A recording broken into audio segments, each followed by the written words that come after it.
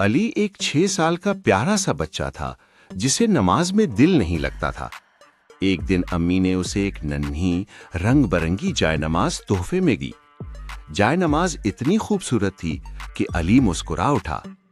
جب اس نے پہلی بار اس پر نماز پڑھی تو اسے دل میں عجیب سی خوشی اور سکون محسوس ہوا، جیسے جائے نماز اسے پیار سے نماز کی طرف بلا رہی ہو۔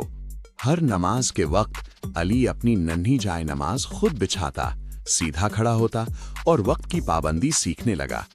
اسے سمجھ آنے لگا کہ نماز صرف عبادت نہیں بلکہ نظم و ضبط بھی سکھاتی ہے۔ ننھی جائے نماز علی کو یاد دلاتی کہ اللہ ہمیں دیکھ رہا ہے اور ہمیں اچھا، صاف اور وقت کا پابند ہونا چاہیے۔ کچھ ہی دنوں میں علی کو نماز سے محبت ہو گئی۔